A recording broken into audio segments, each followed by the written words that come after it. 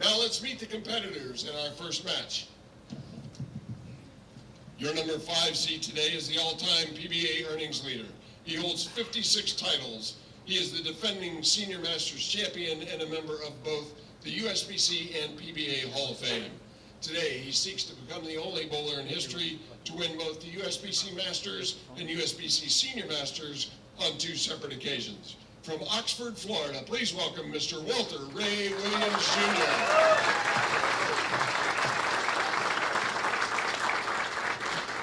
Your number 4 seed today. This gentleman is the 1988 USBC Open Championships All Events and Team All Events winner. He is the 1987 USBC Masters champion, and he holds 2 PBA titles. He is a member of the USBC Hall of Fame, and today seeks to become only the 3rd bowler in history to win both the USBC Masters and USBC Senior Masters. From Wichita, Kansas, please welcome Mr. Rick Steelsmith.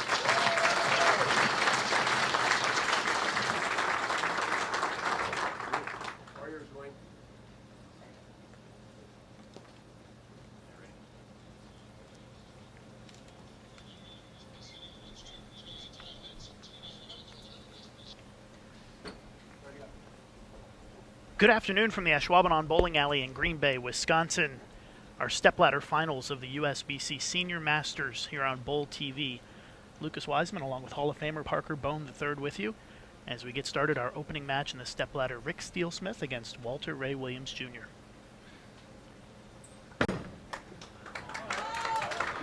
First shot out of the gates for Rick Steelsmith is the 6'10". And Parker, I know you were watching a little bit in practice. You bowled this week.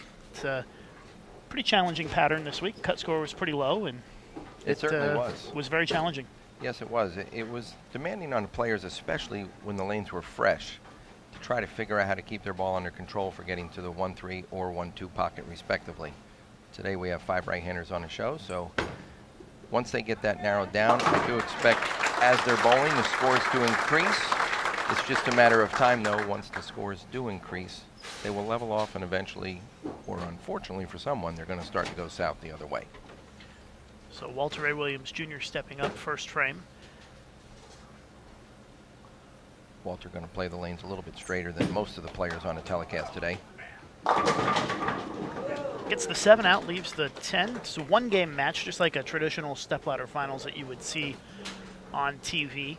The only exception is that the top seed in the stepladder will need to be defeated twice, and that top seed is Pete Weber. Number 2 seed Brian Voss. And as we watch Walter Ray convert his spare here, the number 3 seed is Amleto Monacelli.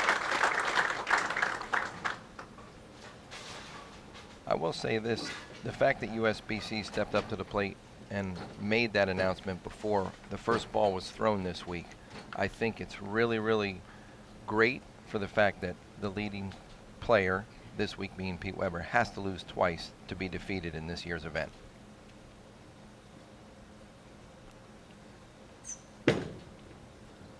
Walter Ray loses that one and goes Brooklyn for the strike. Walter Ray trying to become the first player in history to win 2 Masters titles and 2 Senior Masters titles.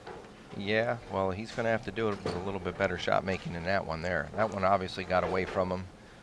Hooked early, looked like it was left of target, and, well, uncharacteristic for Walter Ray to go Brooklyn. But fortunately, the scoreboard says strike.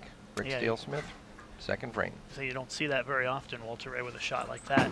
Steelsmith bowled amazing yesterday, especially in the elimination finale. That final 4-player match where the top 3 scores made it in. He finished second in that match, but he shot one of the highest series in match play, 759. And Amleto had about 20 pins more even. It was a pretty high-scoring final match right here on this same pair. Well, Rick may be the low man out in this 5-some that we have out here today. But the fact that he won the USBC regular Masters back in, I believe, 1987. He only has 3 PBA titles, and the only player here that's not in the USBC/PBA Hall of Fame. Trust me, all 4 of the other players well know how good he can bowl.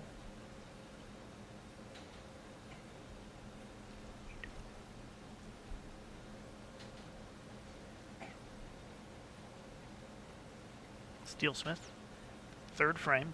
If you notice us trying to be a little quiet, it's so that we don't disrupt the bowlers. They're very close to us here.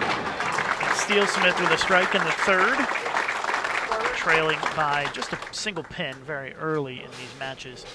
It's a little bit of a different feel, Parker, coming from the 3-game matches now into a 1-game match, I would imagine. It's a much faster pace in terms of you can't get too far behind too early. No, you really can't. Most of the qualifying rounds, I like to tell everyone, is like running a 1 or 2 mile run. Okay, you're out there for the casual jog, trying to pace yourself and figure out what you need to do. In match play, it turns into a 440-yard dash, and right now, literally, it's a 100-yard sprint. Walter Ray with the spare. It looks like Walter Ray trying to, as he did last night in the final elimination match, just kind of overpower the lane condition and fire it in there. He's a little bit perplexed right now. Obviously, when you watch Walter Ray miss the pocket, very uncharacteristic for him. But Rick knows that he better get it figured out here, because when Walter does, it's game on.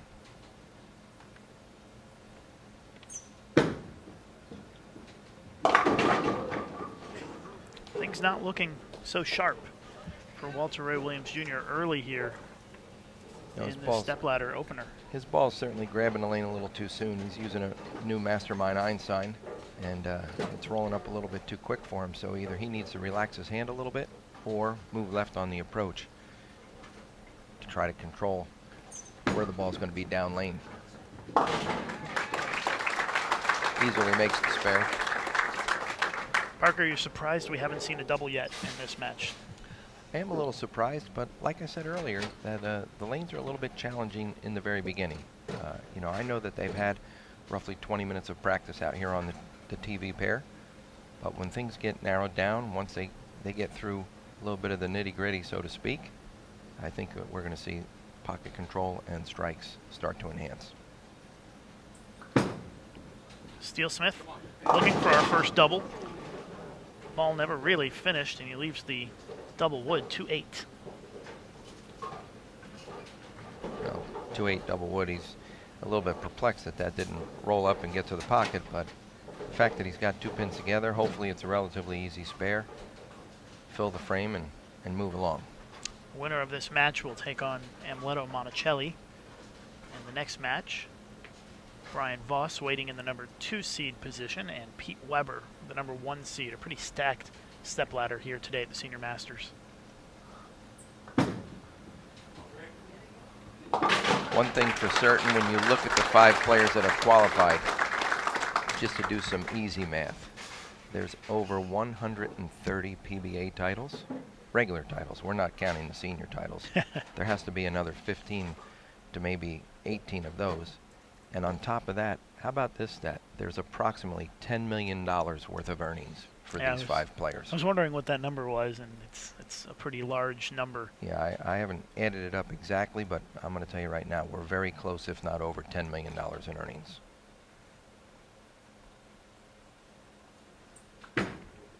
Steelsmith, a little bit better shot. Hits the high flush strike. Yeah, a little more comfortable on that lane there. Pretty slow start, though, to our stepladder. Looks like Walter Ray is doing some work on a bowling ball, and maybe a change is coming for him. No, he's trying to get that exact feel. Feel literally is everything for our sport. If you don't have a good feel for the ball, if you don't have a good feel for the lanes, I'll say right behind that, if you don't have a good feel for the approach itself, it all has to add up together. Once you have the complete package, usually that's when you really start to understand everything that's happening in front of you. All right, so maybe Walter Ray's got a little bit better feel here.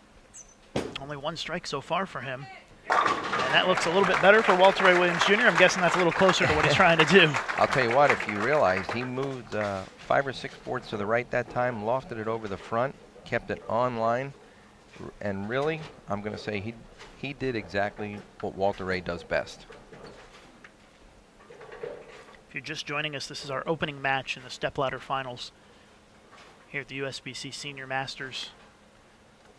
Our thanks to our Gold Industry approved partners, Columbia 300, Hammer, Kegel, and Storm. Walter Ray comes up light, leaves the 2-7 baby split. Yeah, he wasn't happy with that one off his hand. He tried to loft it. Looked like he got it a little right or missed it just a little bit at the bottom. And unfortunately, the ball just laid out there, coming up very light. Leaving a baby split now. We'll see how he goes about this one here. You would assume he would want the ball to touch both pins here with this split. Exactly. It's going to go straight, just like that. One of the best spare shooters in the history of bowling right there, right? He certainly is. Him and Mark Roth obviously supersede everyone else when it comes to that category. And just by watching his game so far, filling the frames, with Rick Steelsmith not having a double yet, Walter Ray is hanging in there by all means, and it's a very close match, one pin. Rick Steelsmith working on a strike.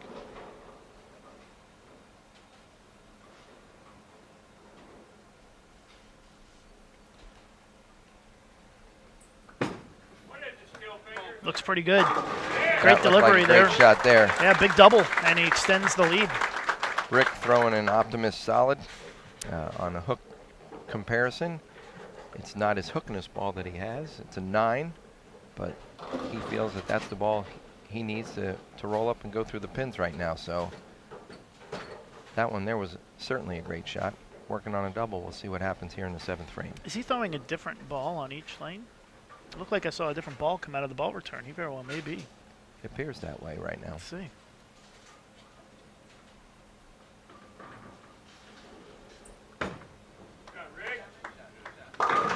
Looks like he's playing a little tighter inside on that left lane.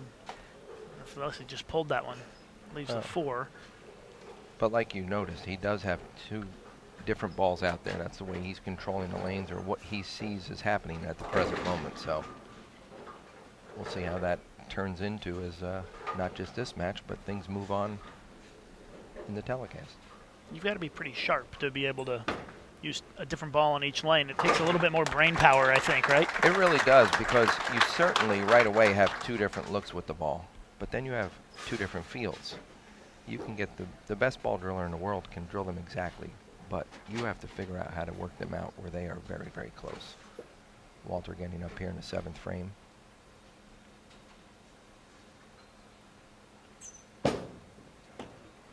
Wow, another crossover there for Walter Ray. That's a second, and he just doesn't look very sharp this morning. He is not comfortable at all with what he sees happening out there. What's amazing, though, when you look at his game for pocket control, we got to give the check to Rick Steelsmith by all means, but Rick is only up by 10, and Walter is working on the strike. Yeah, so we'd have an even match if Walter Ray strikes right here. He likes that a little bit more, but once again it rolled up, tripping the 4, leaving the 9. That lane appears to hook a little bit earlier than the left lane, or than the right lane for sure.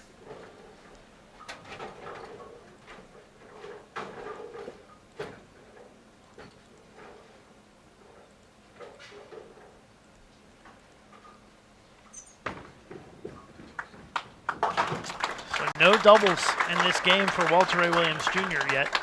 And it's only 2 frames to go for him. We've got 2.5 frames left in the match and a 10-pin lead for Rick Steelsmith. He has no doubles, 3 strikes, 2 of which... 2 of Brooklyn's. Yeah, where one was nosedive, one was Brooklyn. So Walter is certainly perplexed right now, but I have to say this. It's Walter Ray Williams Jr. He has not accomplished what he has by totally being lost for 10 complete frames. Steelsmith, 8th frame. Oh, look at him shoot that 4-pin across the deck for this strike. Maintain that 10-pin lead. And, you know, sometimes when you get in these stepladder finals, you might have a rookie, somebody who's not as experienced. But in this stepladder, there are no pushovers. They're all they're all top-notch champions, major champions, etc. And you better get a bulldozer to push one of these guys out of the way. Yeah, it's going to be tough to run the ladder today. Yes, it will. So a big shot coming up here for Steelsmith. If he strikes here, he'll be up 20 going into the 10th. 9th frame, foundation.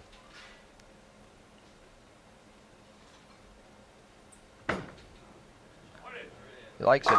It's a good shot. It's his best shot on that left lane, I think. That was an excellent shot right there. Now that puts a tremendous amount of pressure on Walter Ray to strike out here 9th and 10th. He can go 218 if he strikes out. Yeah, And that would force Steelsmith to throw the first one. Exactly. Walter knows the story. He needs to strike out to put any kind of pressure on Rick.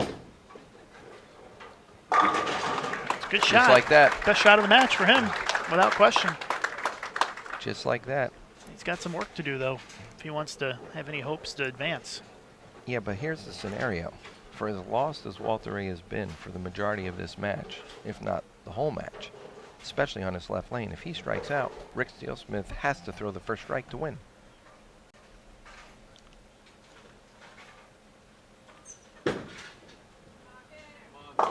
Not a good shot from Walter Ray Williams Jr. And a big split kind of seals his fate here. Yes, it does. Not going to be Walter Ray's day today. Yep. Rick Steelsmith is going to advance in our opening match of the stepladder to take on Amleto Monacelli. Only a 186, and Walter Ray Williams Jr. is going to be pretty disappointed, I think, with that performance. Well, he will be, but keep in mind he never really figured out the left lane. The left lane was very challenging for Walter, and you know, that being said, that turned out to be the demise of his score. So now it's going to be pretty interesting to see how this pair progresses throughout the next few matches, because they haven't exactly made them look easy. No, they haven't made him look easy, but I'll tell you what, Rick Steelsmith has figured out how to control the pocket. Yep. That being said, that's part of the scenario. Now once he gets the pocket obviously narrowed down as much as he is, like right now, he's probably going through some practice shots in his own head to narrow down, or let's say clear some of the clutter on what he needs to do. I'm sure he's very glad that he made that spare, because now he's going to be able to maybe try something on a little different. Looks like he's going to go for the same ball, though. Yeah, And he's he going will. to go for the same ball. He may move his feet, Yeah. or he may try a different hand position to see if the ball rolls through the pins a little bit different than it just did there. Try a few of those little tricks with the hand and hand position release. Exactly. He did move in to create more angle. So your final score, match number 1, 217-186. Rick Steelsmith advances against Walter Ray Williams Jr. And Steelsmith will take on Amleto Monacelli next. Amleto going to come on and get a few shots of practice. Yeah, Walter is going to go down, obviously. Unfortunately, loses that match, but still in all, it was a great week for Walter Ray Williams.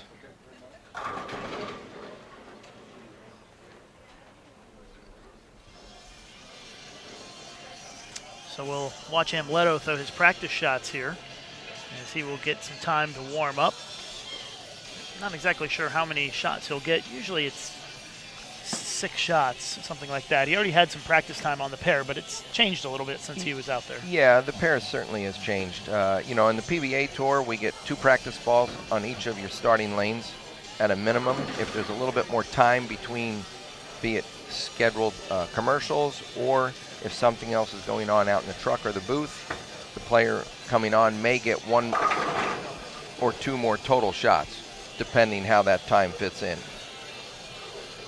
Obviously, right now, Rick is just standing over here on the side, but Rick has the option of practicing as well, just not on the TV pair. That's correct. There's a lane to the left of our featured pair where you may see Rick throw a shot or 2 to stay loose. Exactly. You know, it won't really help him in terms of reading ball reaction. It'll just be more of a keep the bones moving and keep them tightening up and stay loose. It's going to keep him loose. He can try 1 or 2 things if he wants to over there. Obviously, it's not the TV pair, so it's not going to give him exactly the same read.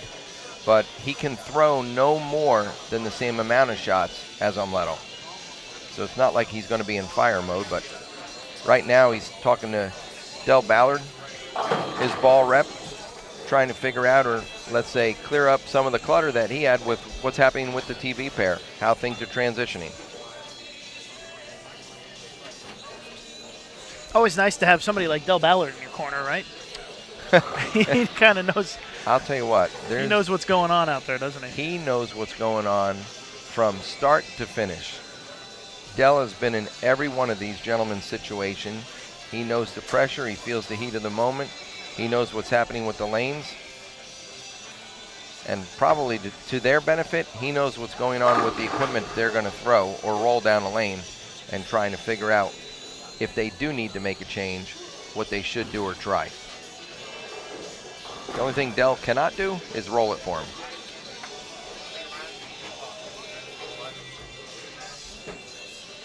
Steelsmith throwing Storm and Amleto Monacelli on Ebonite's staff. Walter Ray Williams Jr. was on Brunswick staff, so we got a nice mix of the different ball companies represented here. Certainly do have a nice mix. Of course, Pete Weber Storm and Brian Voss throwing Storm as well. Got a little bit of everybody out there.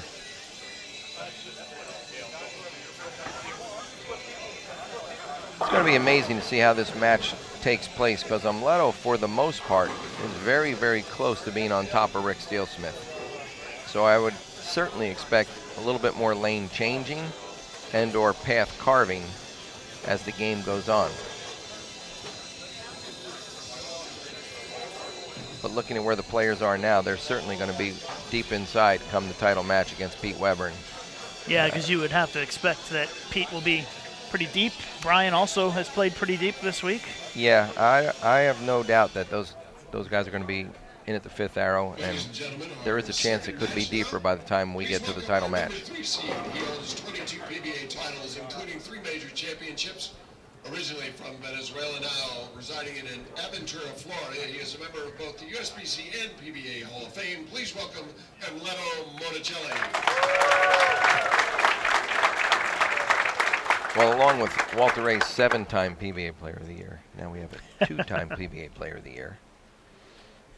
It doesn't get any easier for Rick Steelsmith. Rick's road to success today, he is literally climbing Mount Everest. So our first frame of our second match quickly underway. Amleto Monacelli.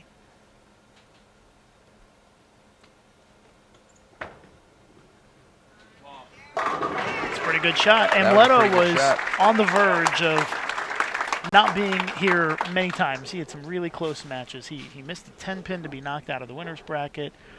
He needed a double to beat Karch. He needed another double to beat Edwards, and he got it in the 10th. And then he came into the elimination finale, shot 300, dominated, and here he is today.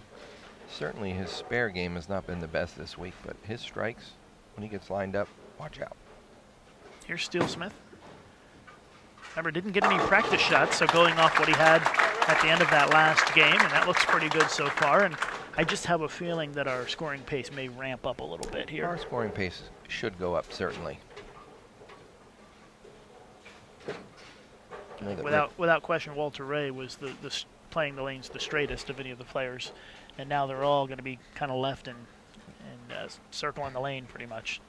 That's what we've seen this week. They're going to get left and further left.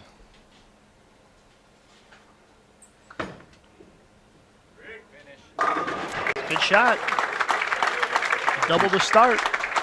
It's amazing in the second match for as lost as the players were earlier. 3 balls, high flush. Yeah. 3 strikes. Yeah, I think well, let's just say the price of poker may go up.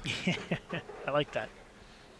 If you're just tuning in, this is the USBC Senior Masters Stepladder Finals, match number 2. Amleto Monacelli against Rick Steelsmith. I'm Lucas Wiseman of Bowl TV, along with Hall of Famer Parker Bone III. Amleto trying to keep pace with Steelsmith early.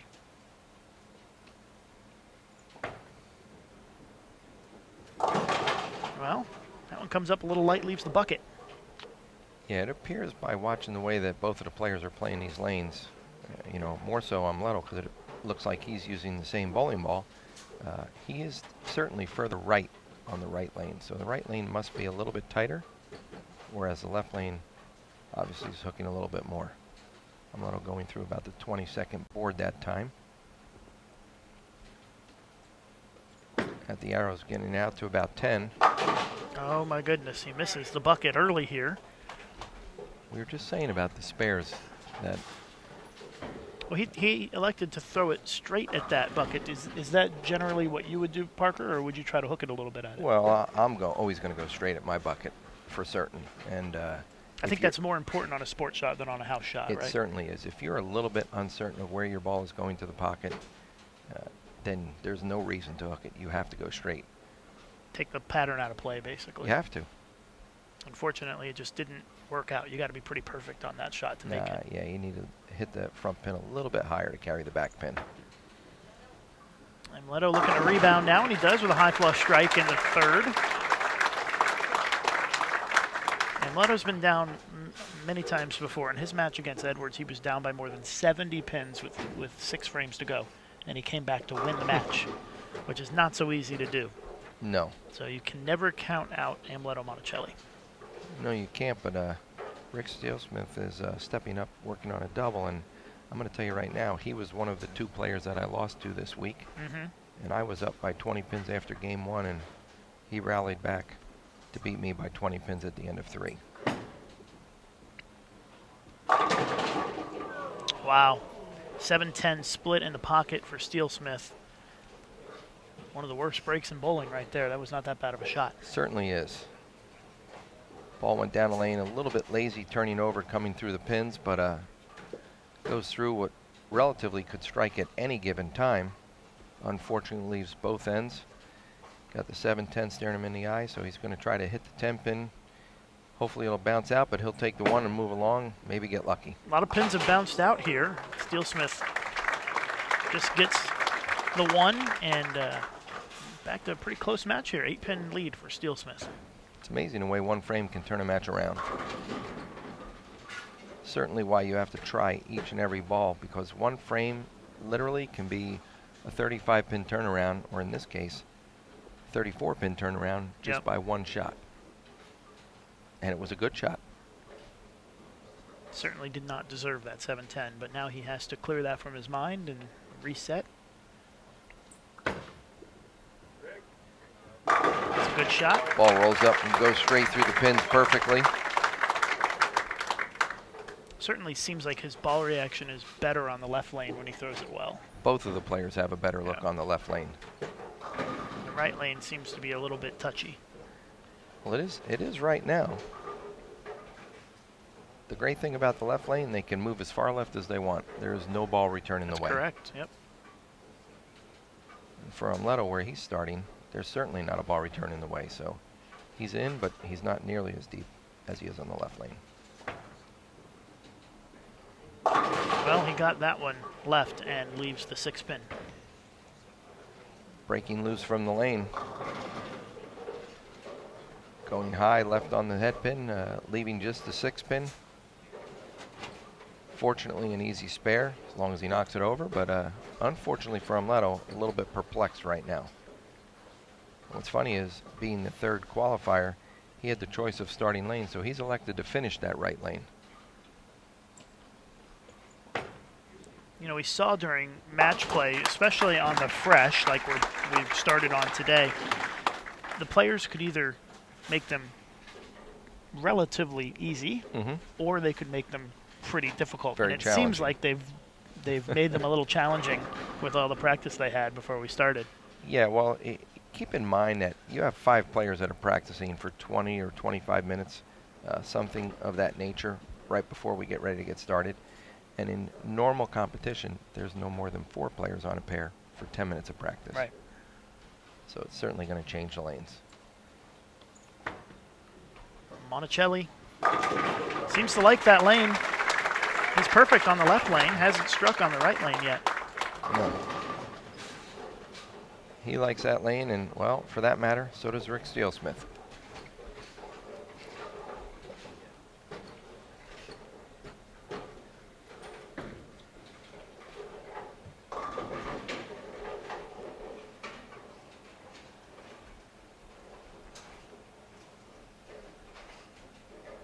Steelsmith looking for his second double of the game.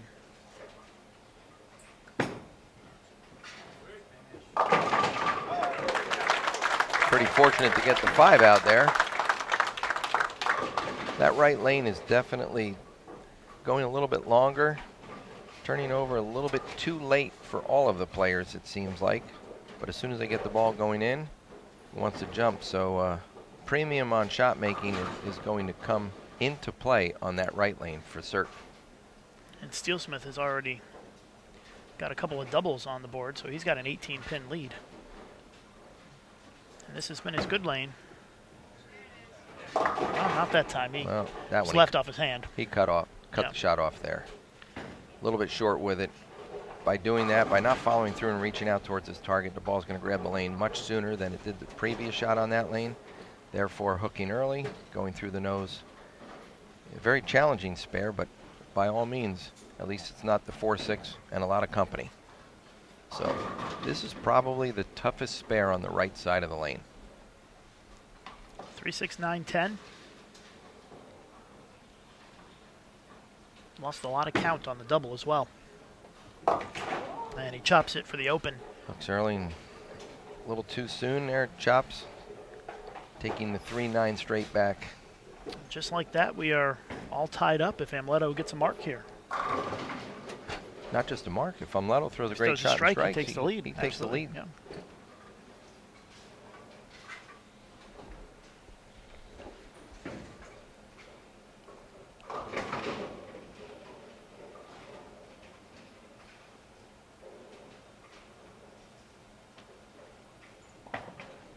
Looks like a great shot from here.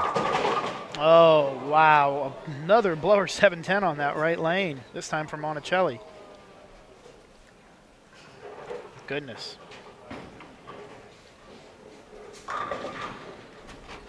Well, the 7-10 has hit both of them in this match. It certainly has. Comes at a pretty dreadful time for Amleto here in the 6th frame of this game. Maybe he'll give it a run. You never know. Pins pop out like crazy here. Oh, and it that was close. Darn near got it, didn't it? That head of that close. pin was about, what, a half an inch from that 7-pin? It was certainly within an inch. It was hard to see probably on the live stream, but it was very close. The head of that pin came right up by the base of the 7-pin. Didn't quite nudge it, but it wouldn't have taken but a little bit more, and then all of a sudden we would have seen it made. Yeah, it was very, very close. But Amleto now still down by 12 with 4 frames left in the match. Up on the left lane. It's a good shot. Great shot. He loves that lane. Yeah, unfortunately, he has to finish on the right lane. He does. And that was his choice. That was his choice. I'm really a little bit perplexed on that. I'm almost going to say now, what's funny is no one's taken a re-rack yet. Yeah. And I can't see it from the angle that I'm at, but I wonder if something's not quite right on that lane. On As the to rack. why. Yeah, it looks pretty good. I'm directly behind it. It looks pretty good, but it doesn't take much, does it? It certainly doesn't. Look at 2 players leaving the same leave.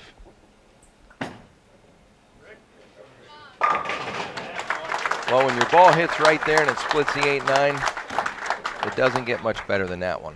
Yeah, you're not going to leave the 7-10 very often when you split the No. 8-9 like that. No, you're not.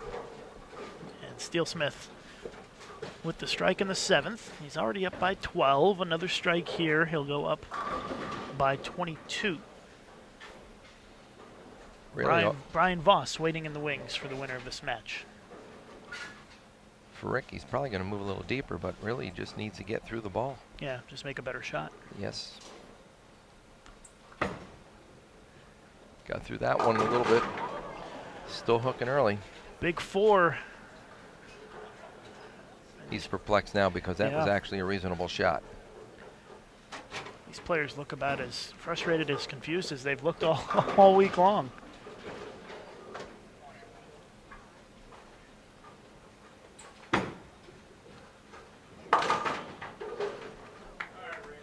So another open. That's the 3rd open in this game for Steelsmith. 134 in the 8th, and the door is swung wide open here for Amleto Monacelli. He's playing a very nasty game of tic-tac-toe right now. X's and O's. Yes, he is. And that's usually not very beneficial to your ending score. Well, between the two players, we've had 5 opens in this game. That's a lot for the players of this caliber. And we were expecting the price of poker to go up. We were. We expected higher scores, actually. Kiss of death. Story of my life. Amleto for the double. Monacelli takes the lead in the match with a big double here. That certainly was a very, very important shot right there for Amleto. Well, he's now flipped it. He's gone from down 12, up 12, just like that. He's gone up 12, and he's finally figured out how to strike on that right lane, the lane that he's going to have to finish on. Yep, which was pretty important for him, that frame, I think, to make sure he gets a good read. And I'm not sure he changed balls. He looked like he might have changed balls on that right lane. He certainly changed balls on that lane. And so now a chance to go up by 22. And he will control his own destiny if he strikes here. What a shot. He's coming through in the clutch here, 3 in a row. He has struck every single time on that left lane.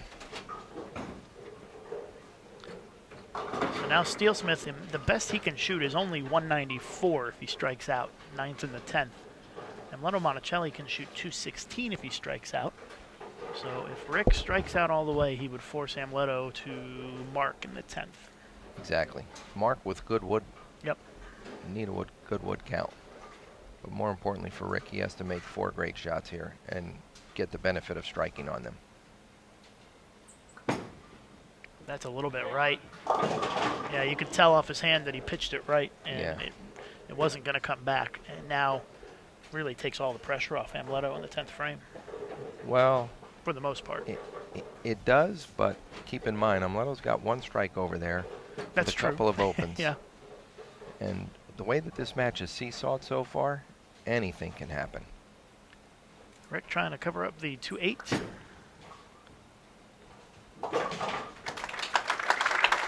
Gets the spare, a little bit discouraged at himself right now. He knows that he let that one slip away. That was, want to make a little bit better shot on that lane. Definitely was, had his disappointment on his shirt sleeve there. You could tell that he feels like he's probably lost this match. Well, the fact that he hit the pocket 4 times on that lane prior to, unfortunately, one was a 7-10. He didn't want to miss the pocket in that foundation frame. 10th frame.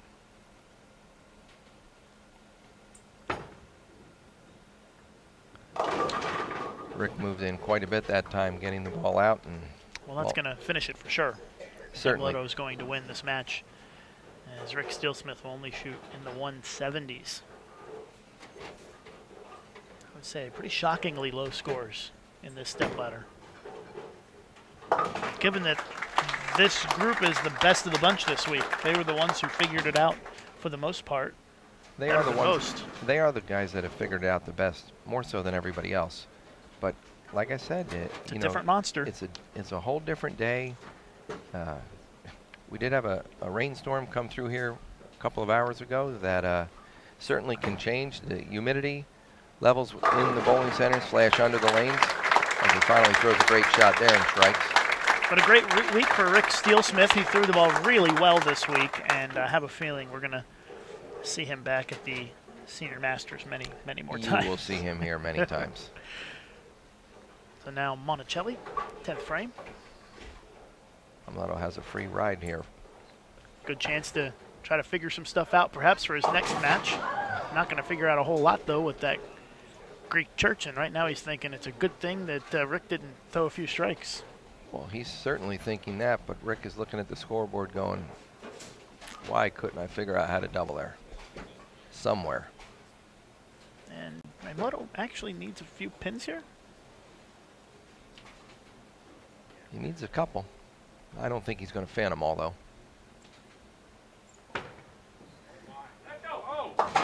Well, he somehow gets 4 of them to win 179 to 173 in a truly bizarre finish to this match. That certainly was. Wow. If Amleto only hits the 10 pin there and does not hit the other ones, it's a tie game at 173. Wow, that was crazy.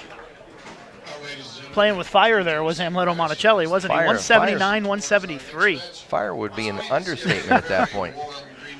Wow, that was bizarre. I'm going to make sure that I hit, whether it's the 4 or the 6, and at that point he's supposed to go for the 6. I'm going to make sure that I hit that 6 spin to make sure I get 2. Sure, I'm not trying to make the spare. No. So I don't totally understand what Amleto was thinking at that point. Well, it's Amleto. Maybe he wasn't thinking. Well, that was a very low-scoring match, 179, 173. Amleto Monacelli survives. And Pete Weber will come in, and he'll get a few shots of practice so that he can get a look on this pair, which he hasn't seen for quite a while, even though he won't be bowling in the next match.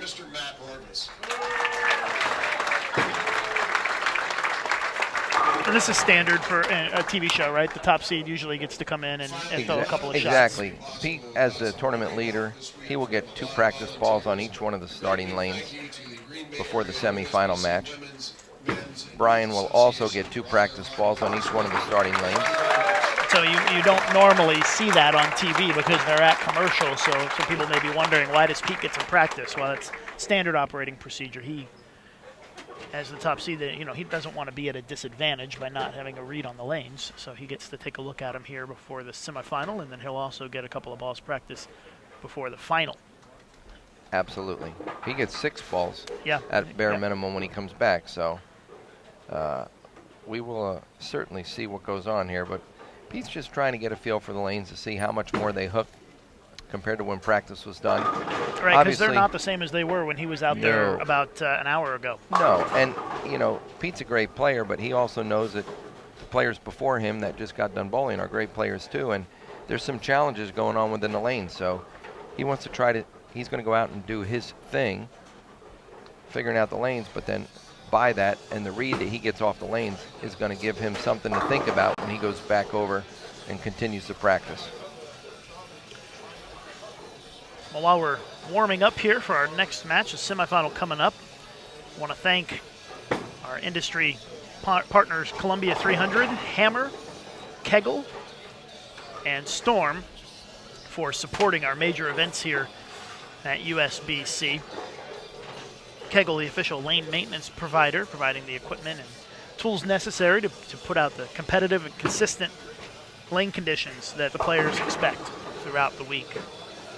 So our thanks to the Kegel Company and our other partners, Storm, Columbia 300, and Hammer.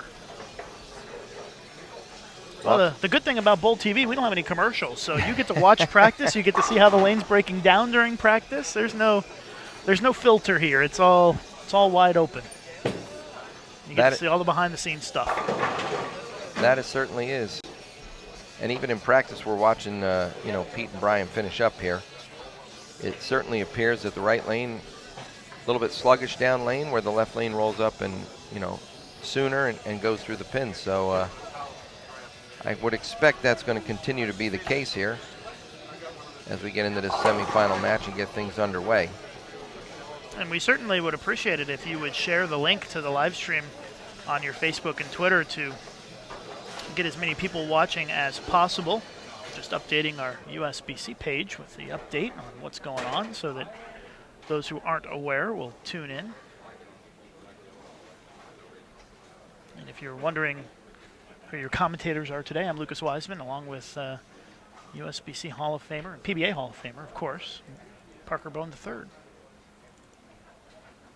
Looked a little tough on the left side this week, huh? Had a number of lefties made the cut, but match play looked pretty tough for the lefties, huh? Yeah, we couldn't quite figure out, I'll say, and it didn't look like anybody on the left really combated them where they had a commanding thought process on the lanes themselves. So, Brian Voss, unfortunately in the winner's bracket, he actually put me in the loser's bracket. The match that I bowled against Brian, I believe, was 609, and he opened in the 10th for 694 or 5. So he had a pretty commanding lead on me. He bowled exceptionally well, but he finds himself with a different competitor right now. Yeah, our semifinal getting started. First shot here for score, Amleto Monacelli taking on Brian Voss in the semifinal. The winner to bowl Pete Weber for the title.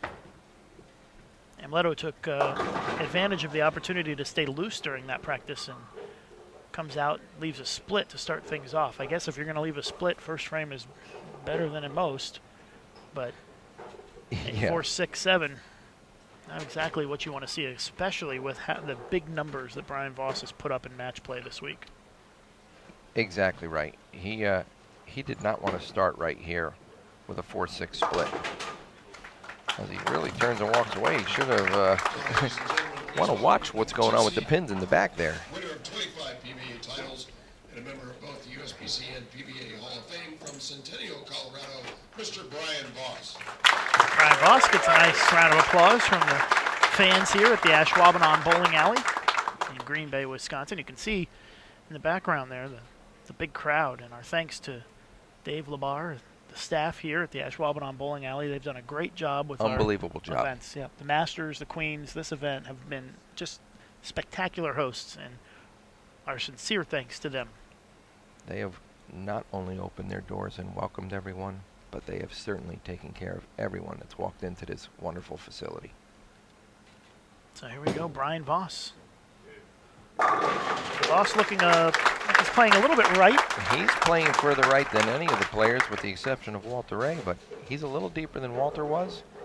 Certainly the ball went right through the pins perfectly. Brian Voss barely made it into the match play bracket. He had to bowl 260 plus in his last game of qualifying to make it into the bracket by 20 pins.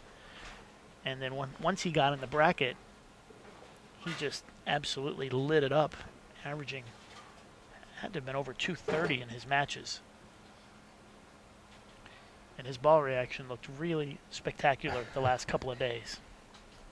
What's really funny about that is he was lost in the one round of qualifying and semi-lost in his third round, and then shot 268, and from that point on, the last game to qualify, he just literally trumped everybody that he was bowling against, with the exception of Pete in the final match in the winner's bracket. Well, Brian not very happy with that shot as he leaves the baby split.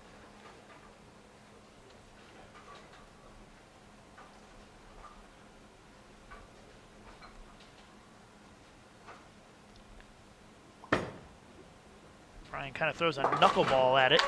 Makes baby split. Almost a backup kind of knuckleball that he throws at his spares. And he covers it up.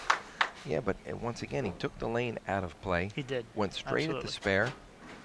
Fit it right between there. Ball hits both pins.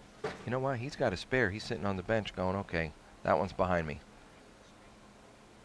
And now Amleto trying to rebound after the open in that first frame.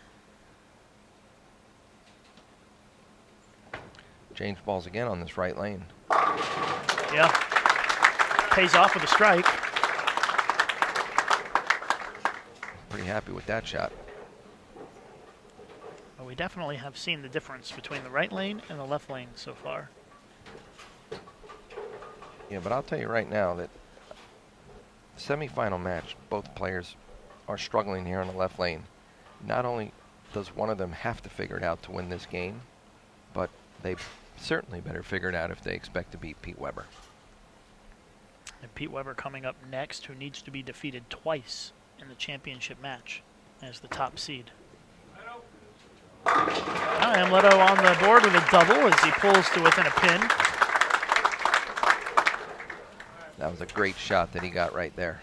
Solid at the foul line, right through his target. Went through about the 25th or 26th board. As the ball goes down the lane and goes right through the 8-9.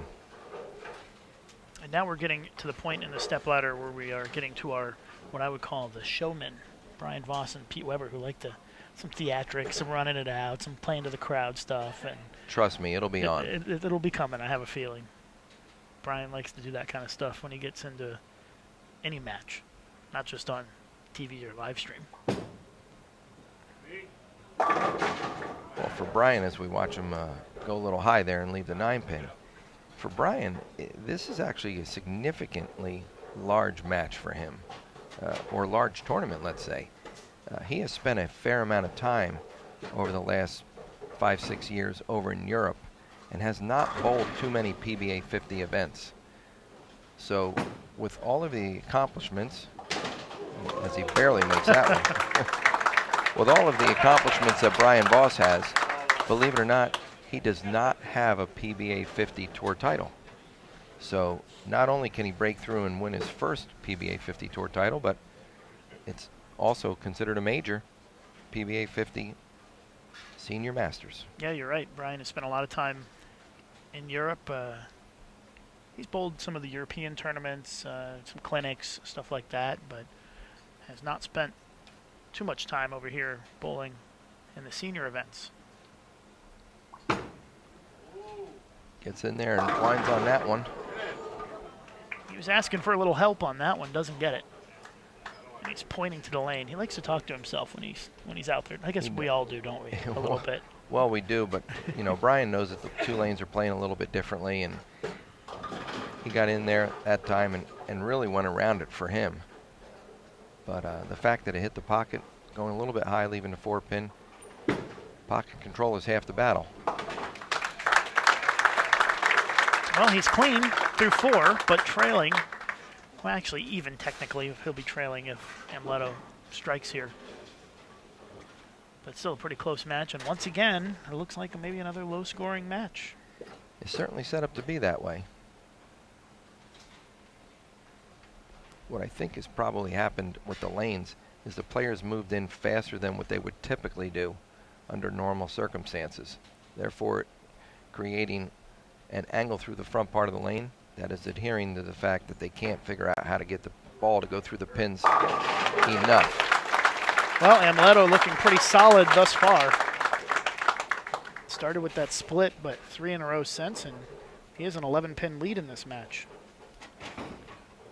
That he certainly does, and well, to be honest, that may be the first triple of the day. Yeah.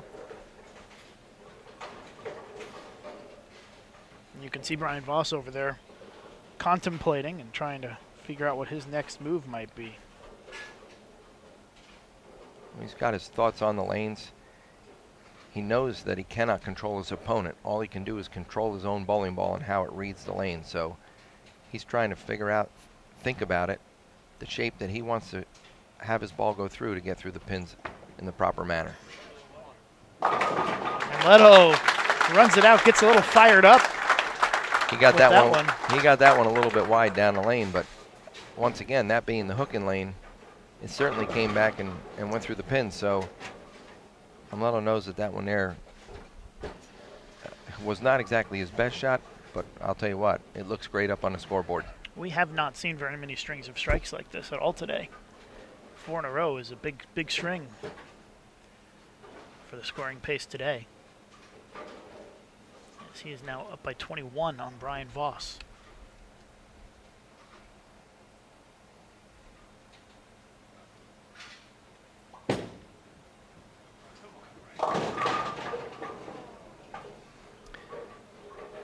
Brian moves 4 or 5 left on that one on the approach itself, trying to open up the front part of the lane a little bit, but just like Rick Steelsmith's ball, kind of labored down there, didn't quite come up to the pocket. So yeah, Voss with another single pin, 3rd single pin leave in a row. They've all been a little different. They certainly have. Last one was real high for the 9-pin there, and that one there coming up light altogether. So we'll take the spare and move along. Well, right now, half a game in, Amleto Monacelli with a big advantage, but a lot of frames left. Brian using a hypercell skid for the most part this week. Not the hookinest ball in his bag, but not far behind it. So he's got to try to figure out how to get it to the 1-3 pocket a little bit more convincingly here if he's going to put a little pressure on Amleto.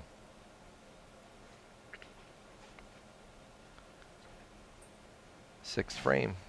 Voss down by 22 right now. Needs to turn it up a notch.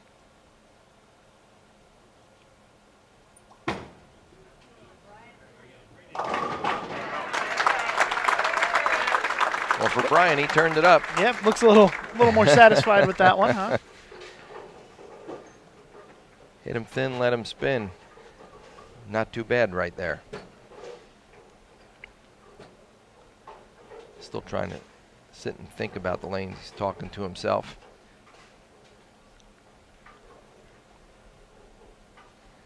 Now the focus back on Monacelli, who's got 4 strikes in a row after starting with an open. And leading by 22 pins. Monacelli, another strike. And you can see the scoreboard on the bottom of your screen. He has 5 in a row.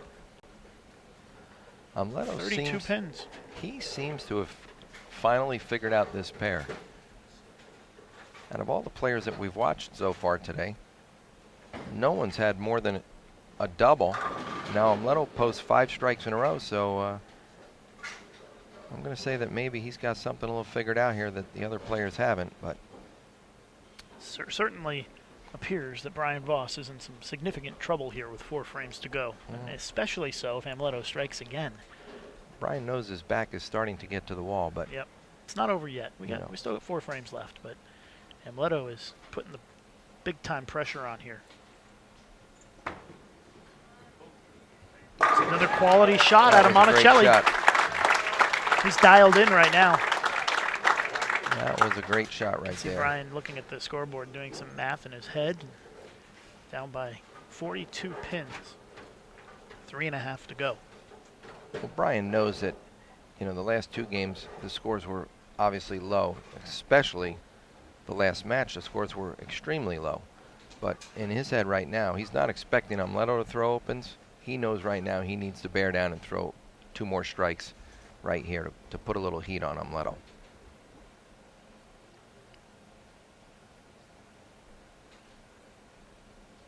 Voss desperately needs a strike. And he's got it. A double for Voss. Quality shot right there. And I wonder if we'll see a little theatrics out of him if he strikes on this next one for 3 in a row. He's going to let him know. It's part of the game, right? That it certainly is. And he's going to re-rack. Step back and step into some deep thought. Well, he has a double work, and he better make sure that this is a good shot. Certainly a strike would really help his case here, but he wants to make sure that he gives it a chance as the ball comes off of his hand and gets to the spot that he's looking for. Well, a strike here would pull Voss back to within 22, I believe. Yes. With 2.5 frames left. Still a long way to go. Anything can happen. 8th frame. The 10 pin does not cooperate. He wanted desperately to run it out and make some noise, but pins don't cooperate. Pretty good shot. Soft 10. He'll have to just take the spare. Max score for Brian Voss is 226 with a spare here. Amleto going at a 230 pace, so. Amleto has a chance to really lock up the match if he can strike here in the 8th. There's no question. Amleto holds all the cards here. For sure. So some quality shots here down the stretch, and Amleto will bowl for the title against Pete Weber. To his defense, he needs to do it twice. Exactly right. He's got to beat him twice, which is no easy task. And you know how Pete gets in the majors. He's on fire, too. All right, here we go. Amleto Monacelli, 8th frame. Looks pretty good. Likes it. A little flat. He's a 10. A little flat. That was not the end of the world. It wasn't, but that was that 7-10 hit that we watched both of the players have before. He's waiting for that ball to charge through the pins, and it goes through there in not a productive manner, but he'll take the 9 spare. Yeah, that's one of those frames where at this point in the match you would really love to have a strike, but you also don't want to have a major error. So a 9 spare I think is okay in this situation for Amleto. Exactly. As you can see the scoreboard on the bottom of the screen, Amleto up 32 with 2 frames to go. 32, but no matter what he does right here, Brian Voss can get up and strike out in the 9th and 10th and force Amleto to get a mark to win this match. So Still not quite over yet. certainly not Amleto over. controls his destiny, Yes, he does. but we've seen that before with Amleto as well, and it's been a little shaky sometimes in the 10th this week. Yeah, I don't think his 10th frames have been as productive as he would like them to be. He's kind of been one extreme or the other. He's either really stepped up and performed in the 10th, or it's been almost a complete disaster. But to his defense, he's still standing tall. He's still here. And that's a good shot. Yep, that was a And great Amleto shot there. Gets the strike, and that will make things a little bit easier for him. 9 out in the 10th for Amleto would be 226, Yes. and that is what Brian Voss can strike. Actually, not even 9 out, 9 pins in the 10th for Amleto. That's why that strike was important. So Brian Voss can strike out, would still force Amleto to mark to win. But I'll tell you right now, from the way that things have been going down in this right lane, You never know. anything can happen. But more importantly, it's ball in hand for Voss. Must strike situation. Foundation.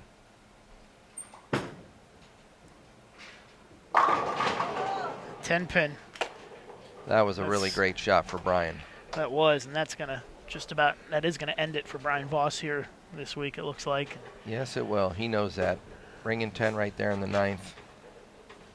Probably the best shot anybody's really made on that lane that did not turn into a strike. Yeah.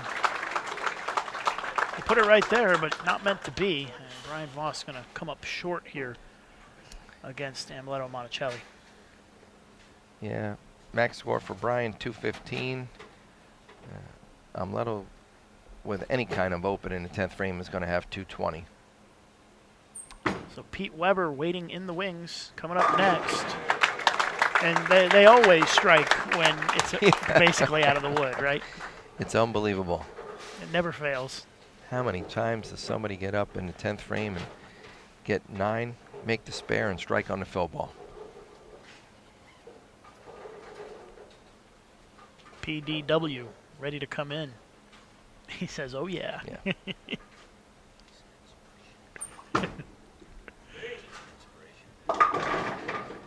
Pete said he needs some He needs some inspiration, inspiration. for Parker. Yeah. I think the inspiration is that big trophy sitting over there. No, I think the inspiration he wants is the fact that he's going to take out on Amleto what he wanted to try to do to me. Fortunately, last week. Brian Voss, 204. Great week for him this week as he gets a nice round of applause from the crowd. That it was, and I'll tell you what, he bowled a clean game, 204, hit the pocket pretty decently there, and unfortunately things didn't go his way.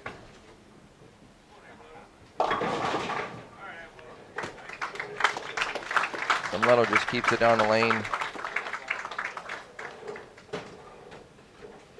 Yeah, just closing things out here. Maybe just, I don't even know if he would shoot the spare here. But he will shoot the spare here and then get a look, clean look at a full rack for a practice shot, basically. That he will, but he's got to make it first. Yeah, I thought he had a split for a second. If he'd had a split up there, he probably wouldn't have tried to make it. He would have just tossed it down the middle. But let's see what he does here. This is basically his only practice ball before the championship. After what Amleto did at the Greek church last game in the 10th frame, I don't know what he would have done at that point. This is certainly a practice ball right now. He's taking his time. Yep. Trying to get a good look. It's pretty good right there. Yep. 238 final score for Amleto. 204 for Brian Voss.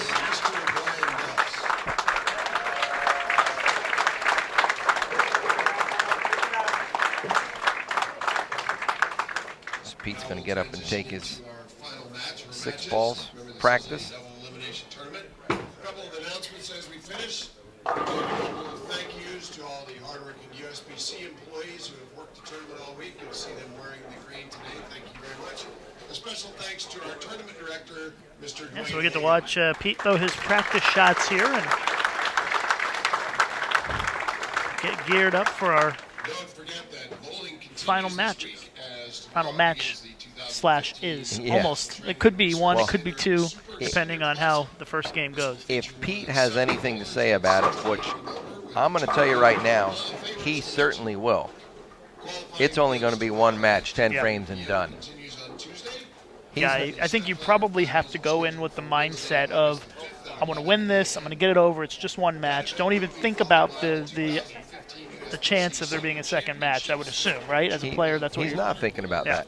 He doesn't want it to go to a second match. Nope. He's not interested in that. Nope. For him, it's a one-game match right now. He's bowling this match as if he's bowling for the title, and it's sudden death. One guy wins, one guy's going home. So And I think probably the worst thing you could do in Pete's situation, and Pete would never do this because he's not that type of player, would be to try to play it safe or something, knowing that you have the cushion. Some players might have that in the back of their mind. That's not his mindset at all. Pete Weber doesn't know the word play it safe when it comes to a bowling ball in his hand. He is going to be energetic. He is going to go for everything he can. And of the few times that I've ever seen him play it safe is when the match is totally won, it's said and over, and he will throw his plastic ball straight down the middle of the lane, more or less in celebration victory mode.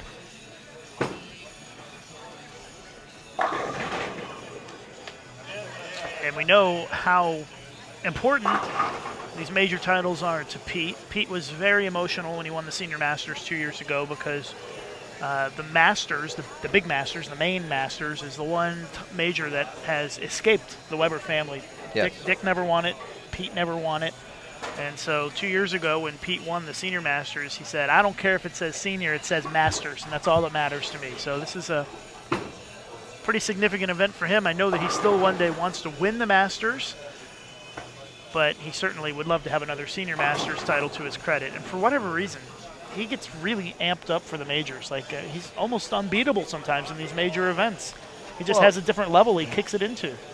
When he came into practice this week, the funny thing here is after practice, watching what was going on, and I watched Pete throw a couple of shots, I made the statement after practice was over. I said, I don't know how Pete Weber can lose 2 games this week, or 2 matches. It didn't make sense to me.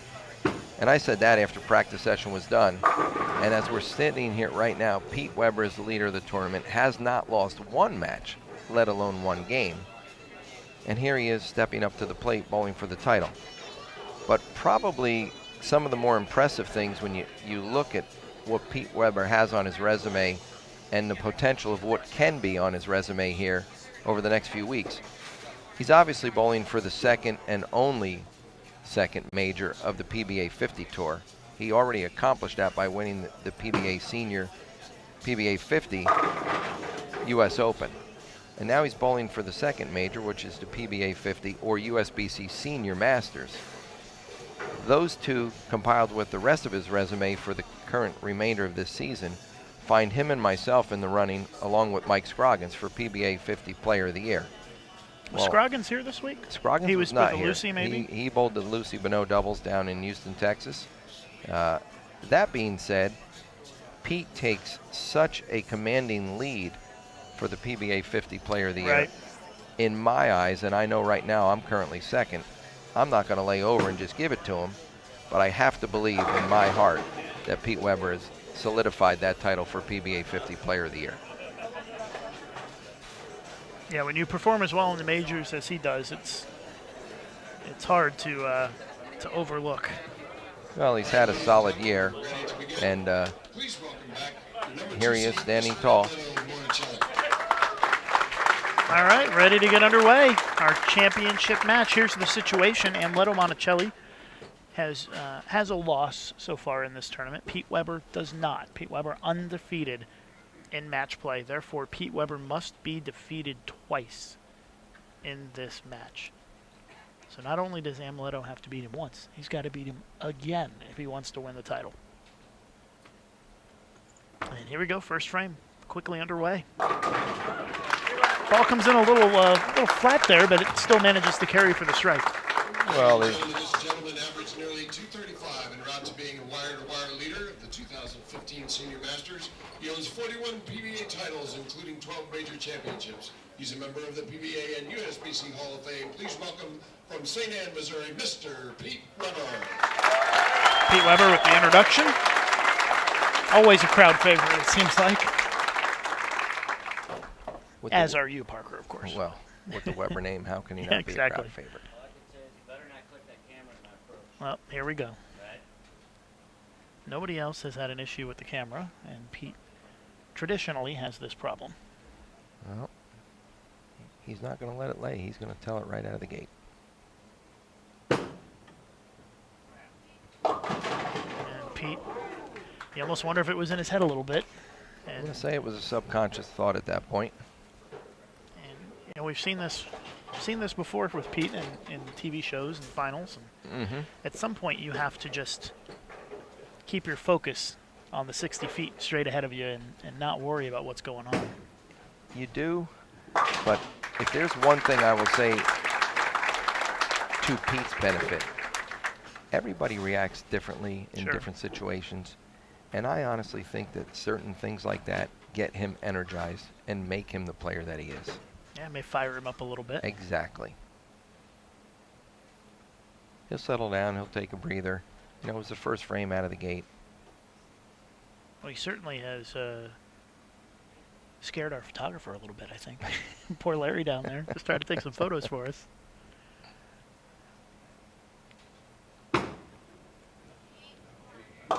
Weber goes high and leaves the 6-pin.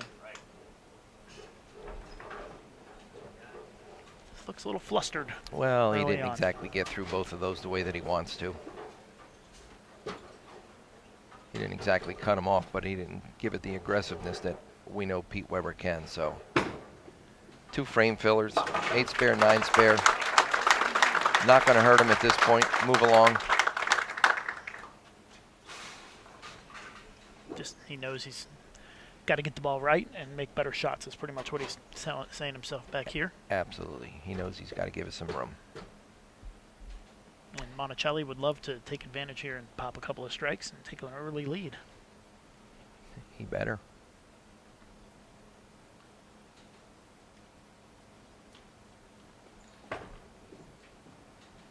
Well, Amleto leaves the 4-8. Going light, leaving only the 4-8. Leto's going to take his plastic ball out and go straight at this one and hope to just fill the frame and move on to the next. 4-8, not exactly a spare you shoot every day. No, it's not. It's actually a little bit on the tricky side for the fact of you can chop it like just that. like that. Yeah, that's an easy spare to chop.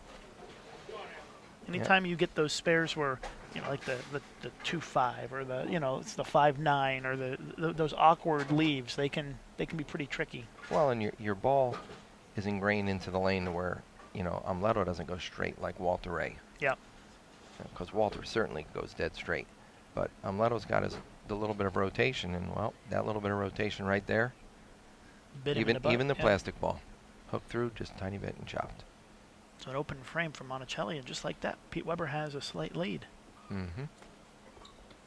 Only 2 frames in, though. That's pretty similar to the hit he had in the first frame, but it carried. That one even a little flatter and leaves the kind of the flat 10. It's not what you want to see. That's not the way you want to see the ball going through the pins. No, but at the same time, he knows that Pete had a couple of practice shots here, and after his first shot, he may have made a small move, and like you say, the ball didn't exactly face up the way he wants it to. So what does Amleto do to get that 10 out? Does he try to just hit it a little bit more? What's the move, you think? He's probably going to gear back and hit a little bit more, go after it. The lane could be breaking down a little bit more where his ball faced up and stopped or rolled out. So therefore, he may have to move in a little deeper on the lane to find a little bit more skid through the front part, so that his ball can retain some energy for the back end of the lane. All right, so now Pete Weber, a little bit of a shaky start. Knows he needs to pitch it right here to avoid going high again. Well, Much better shot.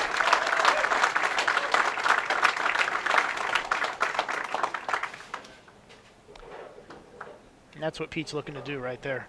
Exactly. Pete throwing a haywire this week for the most part. Not nearly his hooking his ball in his bag, but something that allows him to see the lane conducively, where he knows that he can get up and just make shots, let it go, and it's going to come back. I think we might see a little animation out of Pete if he strikes here for the double. it could be game on very soon.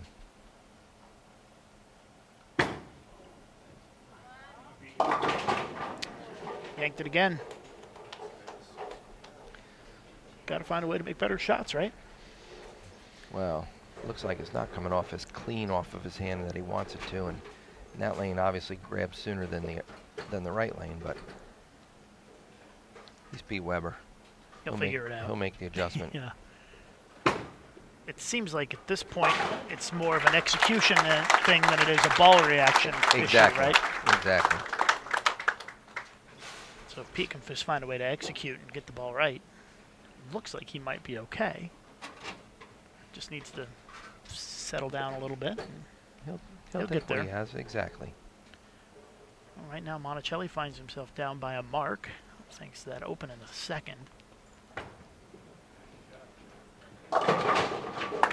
He shreds the rack like a head of lettuce. Yeah. Going through the fourth arrow on that lane pretty consistently, so that's the angle of attack he's decided to take. He's much deeper on the left lane. But he posts a strike up there. He's looking to get a double here.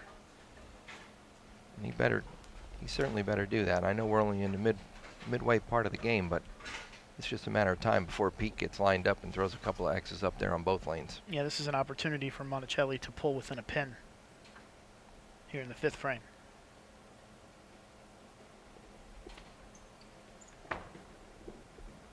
He likes it. Hooked eye. He did like it, and it checked up on him a little bit, huh? And he leaves the 4-pin. I think that lane is even breaking down more than the players are anticipating right now. And there's a look at Pete Weber. He doesn't even watch the bowling. He's totally 100% focused on his next shot, isn't he? Absolutely. He knows he can't do anything to affect Amleto's shot. All he can do is control himself. I think Pete actually watched the first shot, the strike ball, which I think is smart because in some respects you need to be able to see the ball going down the lane to see how it's reacting. Well, to impact your own game, but the spare shot he was totally focused on. The spare shot he doesn't care about. Yeah. But the first ball, if Amleto's fighting that lane just like Pete is, Yep. he wants to try to understand a little bit from it. Gather some information. So here we go, fifth frame, low-scoring title match. Pete gets the break. As the 10-pin goes down for the strike.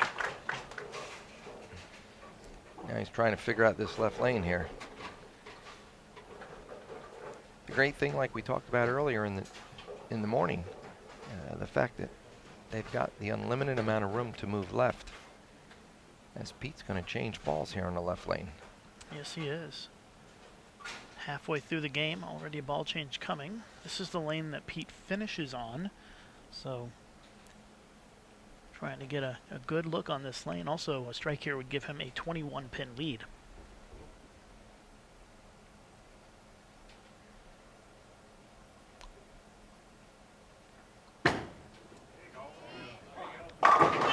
Oh, we've been waiting for Pete to get excited, and there it is.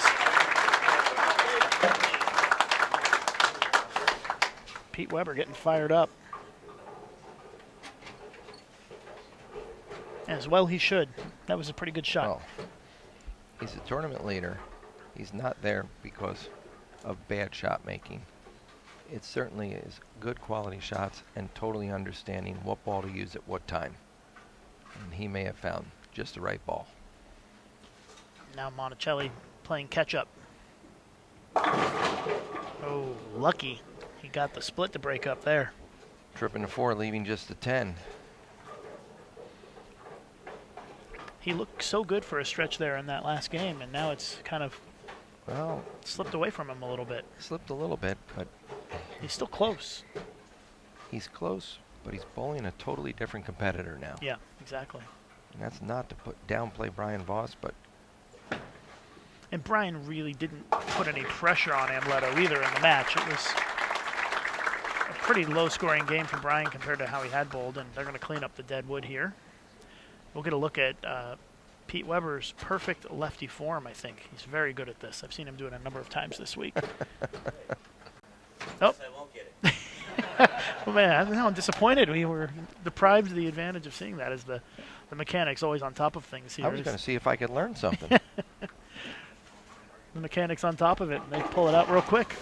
Yep. Yep. I was eagle-eyed on that one. All right, Amleto has got to get something going here. You have to think that Pete's going to string some strikes. Amleto down 22, going up in the 7th frame here.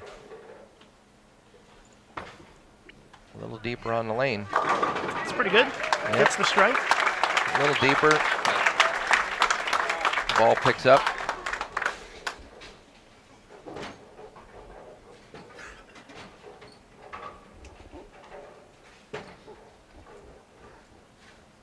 And you can tell it's just kind of bubbling up inside of Pete. He's ready to let the emotion explode don't if he worry. can throw some strikes. Don't worry. He's certainly not going to leave anything in the bag if he throws a couple more strikes here. Pete Weber up by 22. Chance to go up by 32 with another strike here, 7th frame.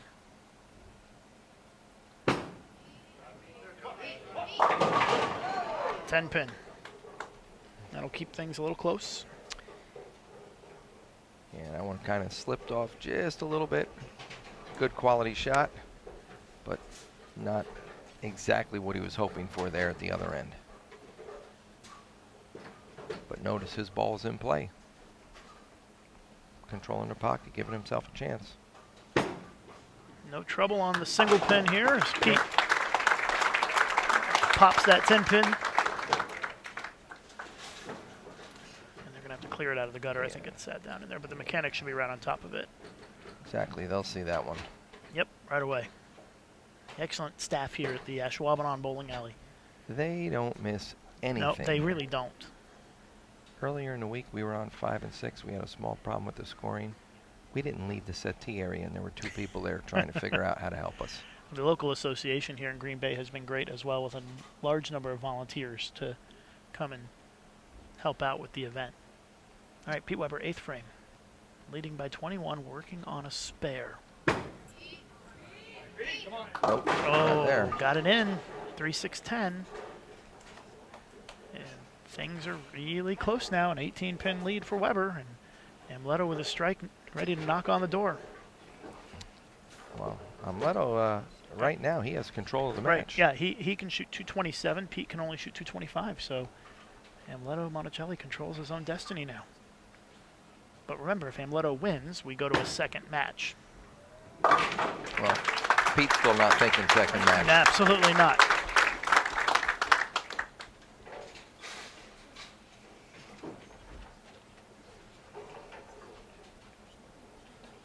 Pete talking to Del Ballard real quick, having a little discussion about lane play.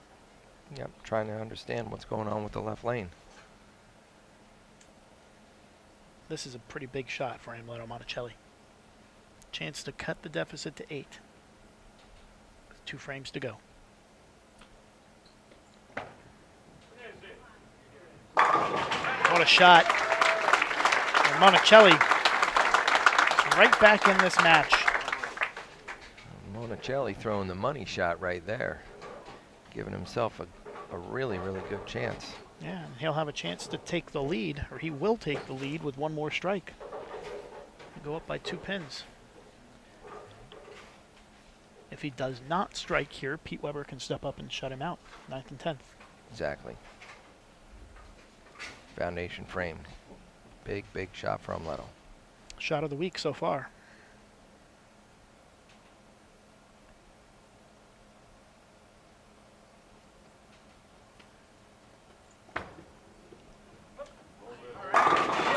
Oh, what a shot from Amleto Monacelli. It's getting good. It certainly is, but even Pete recognizes great shot making. Yep. So he realized that and gives it to Amleto, but Pete's about ready to get up and do some talking himself here.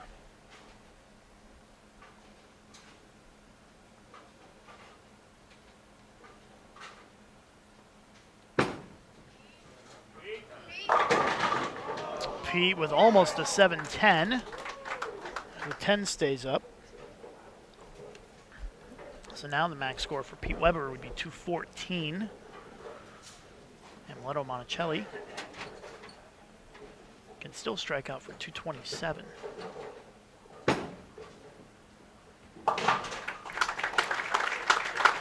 So if Pete strikes out 214, that would force Amleto Get the to first get the strike first one and and- nine and count, right? 9 spare. He needs good wood. Yeah.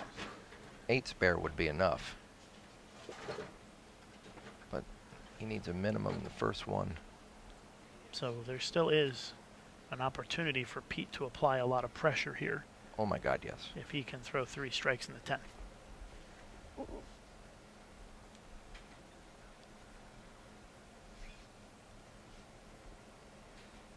Final frame.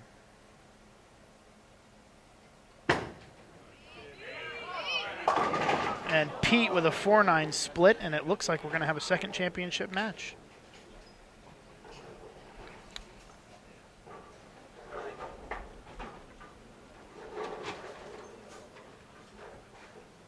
Well, it's going to take a second game for Pete Weber to win this right now.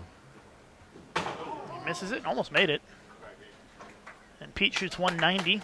Has to be one of his lowest games of the tournament this week, I would think. I would certainly think so. And he's going to have to regroup. And we're going to have, Well, it looks like a second championship match coming up, assuming that Amleto closes it out here. I've seen Amleto Greek Church on this lane earlier That is today. true.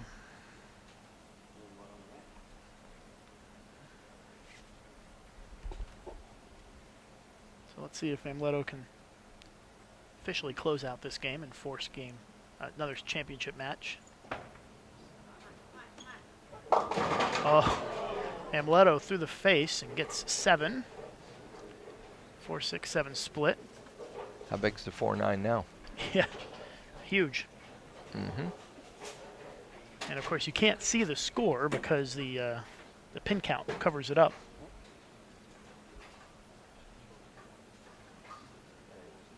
He needs 2. Pete says he needs 2 of them.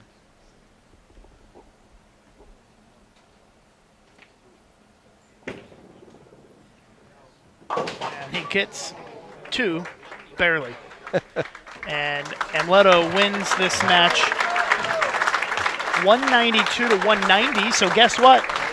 More bowling. Yeah, I was just going to say, it looks like we have a second game coming up here. Amleto needing 2 and not convincingly hitting the 4-7 as we have a ball return here on the left lane. 192 to 190. Man, pretty low scoring. I really did not expect this today, seeing games in the 190s.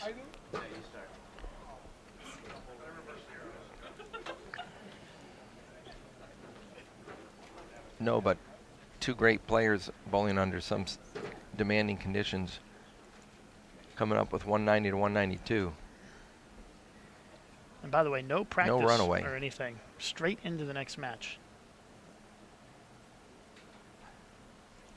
They don't need practice. They just need to figure out Yeah. what's going on with this left lane here.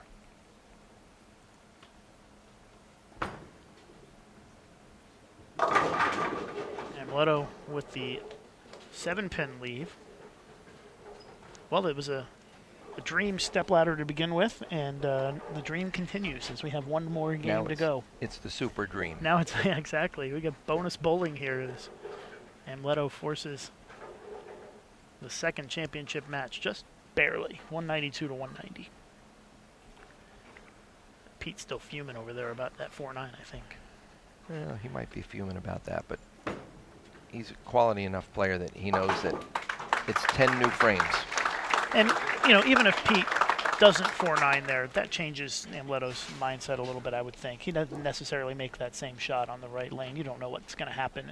We will never know. Exactly. So it does no good to worry about it. But now it's all, this is it. This is for all the marbles. This is the last game, no matter what, this is of the championship. There is no second chance now. Yeah, exactly. His cushion has been pulled out from under him.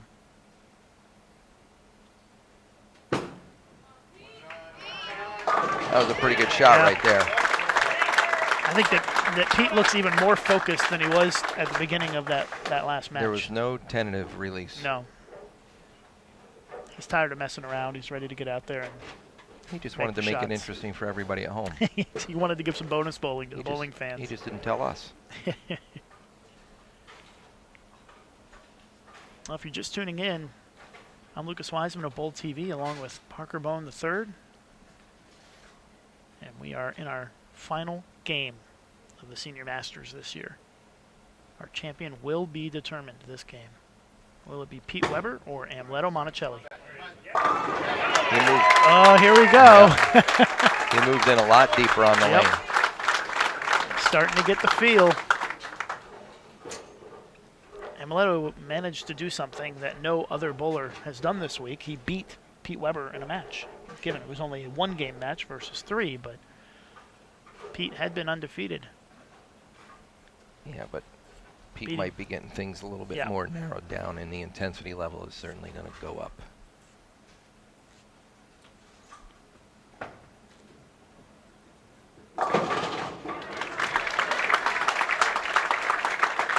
Amleto posts a strike from himself up there. Amleto down by 10, going into the third frame.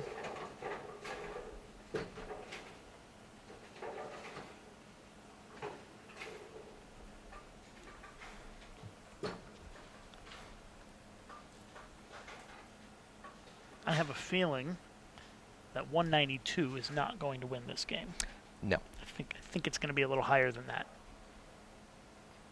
I'm done going on a limb, though. Yeah, sometimes these guys, though, they have a knack for stepping it up in these moments and finding a way to strike, just like that. Yep. It's starting to get good, folks. You might want to post the link on the your Facebook and Twitter. You certainly don't want to leave now. No. In fact, you want to gather everybody around and text your friends and tell them to tune into Bowl TV, because this is about as good as it gets here on our Bowl TV live streaming.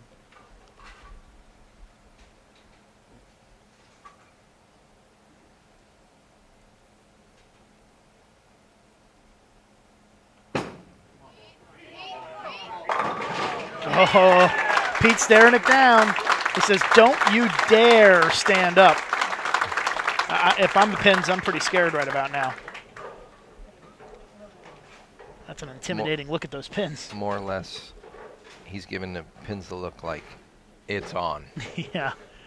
The what was that? The 9 pin that kind of stayed up, and the 7 was flirting a little bit. It was almost a flush 7-9 for a split second. And 9 pin fell left. We may see him get a little animated again with another strike. A little? The roof may blow off this place.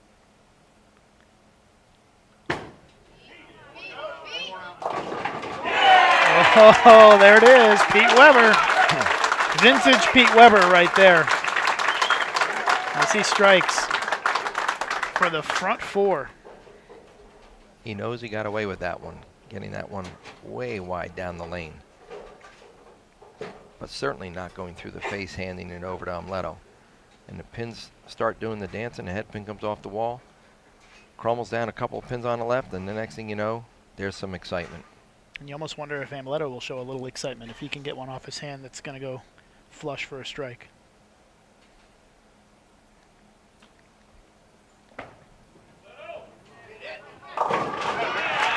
Amleto a little bit more conservative with his excitement.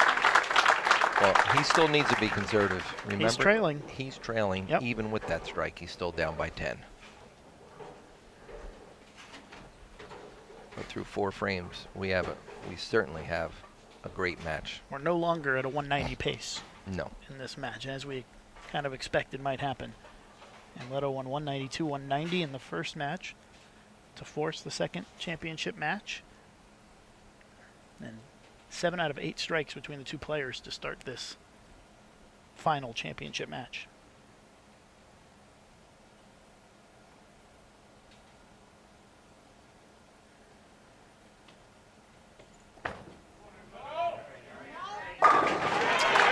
evens it up with another strike. Amleto Monacelli. Great shot for Amleto. Rock solid at the foul line. Perfectly through the pins. Four beggars showing. Pete Weber up in the 5th frame. Tie game. And that is what they're playing for here today. That USBC Senior Masters trophy. We know how much Pete Weber loves major titles. Front 4 for Weber. Pete gets another one. And he is 5 for 5 to start this game and leads only by 10. Yeah, Pete lofted in the front part of the lane a little bit, trying to stop the ball from hooking early on him. Obviously, he's figured out how to control the lane. Now the key is to continue to do that for the next 5 frames. Pete Weber at his finest, at his best, bowling exceptionally well, not only this week, but for probably the last, I'm going to say 6 months at least, if not longer. You can see the big crowd here at the Ashwaubenon Bowling Alley. A lot of Pete Weber fans here. And Pete gets another one.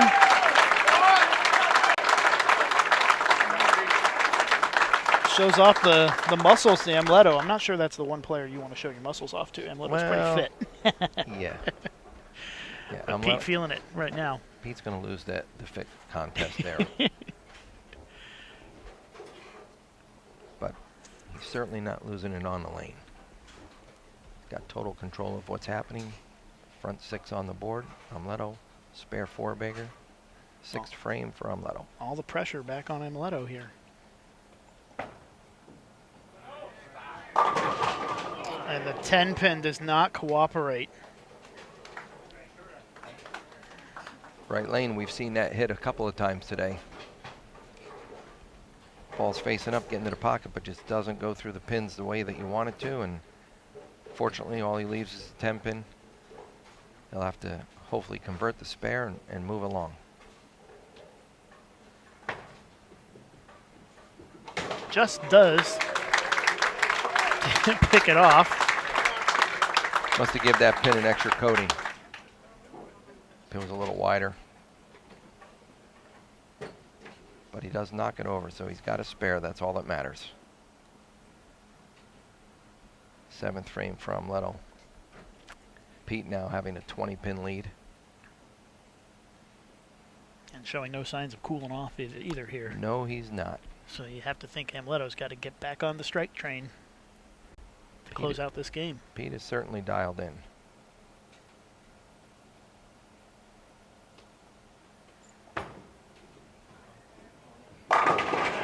Good shot out of Amleto. He's back with a strike on the board.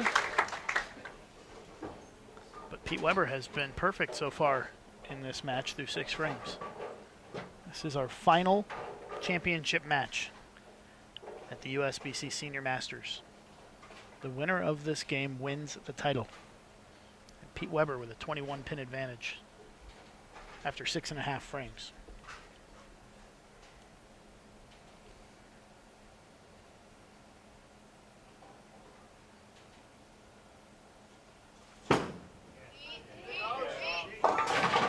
Pete let that one get away from him a little bit. Looks like he said he went over the top of it. Yeah.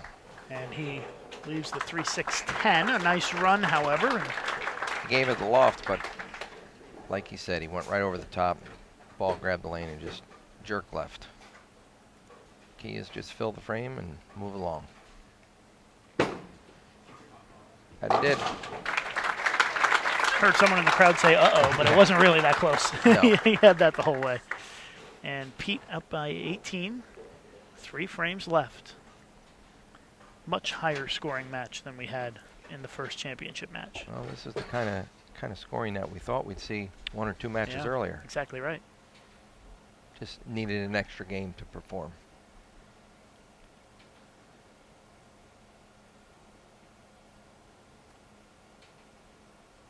And PDW. A little reserved on the celebration there. He knows it only comes on a spare. But Pete still control of this match with 2.5 frames to go, at least for now. If Amleto strikes here, we would have an 8-pin match, very similar to the first game in terms of the difference between the two players. It appears right now that it's going to come down to the 10th frame.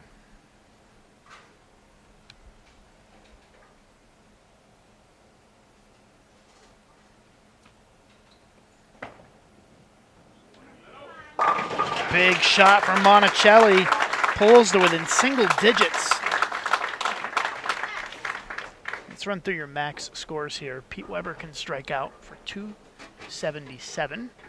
Amleto Monacelli can strike out for 269. So no matter what Amleto does here in the 9th frame, Pete controls his own destiny in the 9th and the 10th. Pete has all the cards.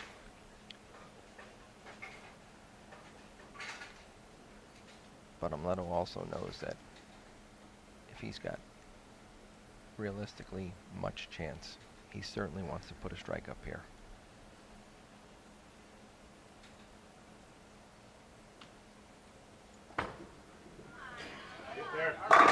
What a shot. Hall of Fame shot right there out of Monacelli. Yes, it was. Temporarily takes a 2-pin lead. These two players are not in both the USBC and PBA Hall of Fame because they're afraid to throw strikes. Yeah, exactly right. Well, Pete Weber says he loves the majors. It's time to put his money where his mouth is. I think he loves the majors, but I also think he thrives on the pressure. Yes, and a lot of pressure here. So, if he strikes out 9th and 10th, he's your champion. Great shot. Sets him up for the 10th. That was a pretty pure shot right there. Yeah. When you watch your ball go down a lane and go through the pins like that, it does not get much prettier than that one. So Parker, he must double in the 10th to shut him out. Yes, he must. 277 max for Pete Weber, 269 max for Amleto Monacelli. And this is the final frame. Trust me, we will watch excitement should he strike.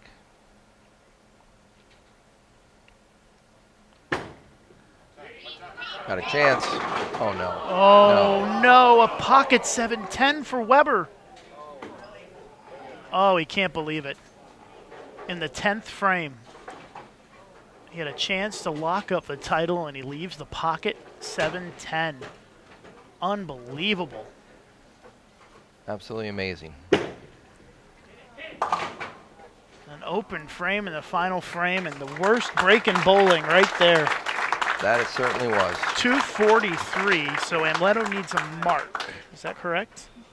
That is correct. Nine spare strike would be 248. He needs good wood mark. Good wood mark. So a strike, and Amleto is your winner for sure.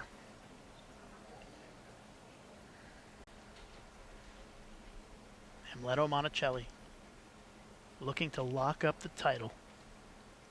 A strike, and he's your winner. Monacelli posts up the shot. He gets the strike, and Amleto Monacelli wins the Senior Masters.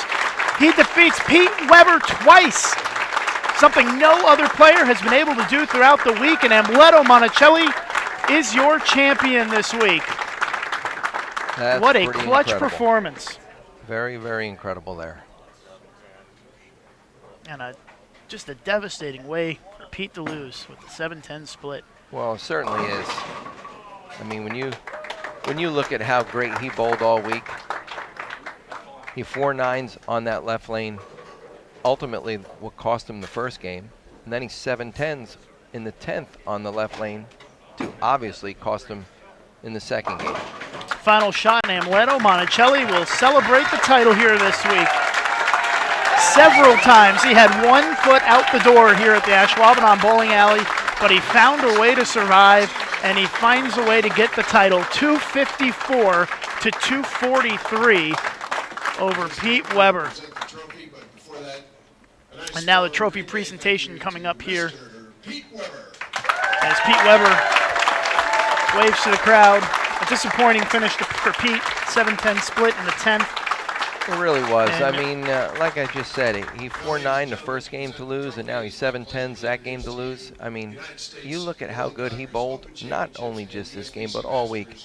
It's really a shame the way that certain things happen at certain times, but you know what? Pete Weber is a great champion. He's ultimately a great player, and it's sour apples right now, but we'll go to our trophy presentation.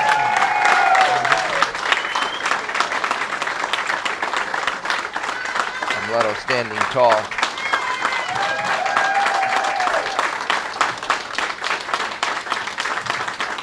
So it seems like for a good deal of yesterday and today, you kept finding a way to come back from behind and dig your way out of a pretty deep hole. Today was definitely another shining example of some perseverance and great bowling under pressure. Well, yes, it was a long day yesterday. I just kept myself in control, never giving up, just trying to do my best. And slowly things, just came to me.